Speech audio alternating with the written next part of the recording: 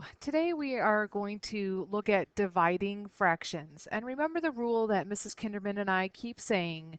We keep saying keep, change, flip.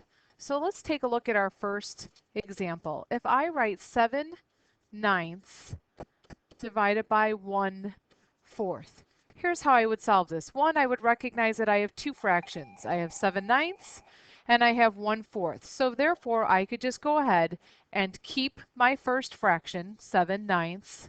I can change my operation sign from division to multiplication, and I can flip the second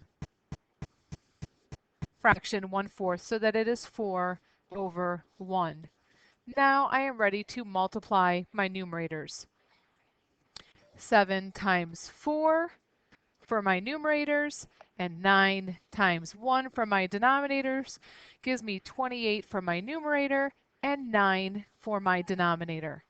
But looking at that, we notice that this 28/9 is an improper fraction because my numerator 28 is bigger than my denominator 9.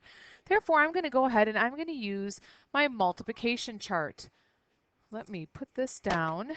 Give me just a second here. And I'm going to attempt to make my multiplication part really big. And I am going to look really quick. Give me just 1 minute to get my highlighter. And I don't think that did it. It did. Okay, so if I look at my 9, and again, I'm going to make this a little bit bigger.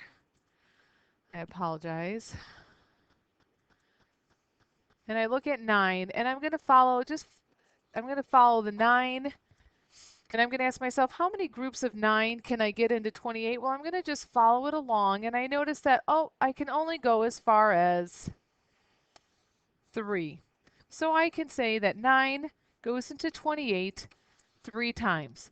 3 times 9 is 27, but then how many more to get to 28? That would be 1, and that's my numerator, and my denominator is 9. Another way to look at this is 3 times 9 is 27. Take that away from 28. 28 minus 27 gives me 1, the same as my numerator down here. However, some of us need to actually do the subtraction problem up here, and some of us can do that in our head.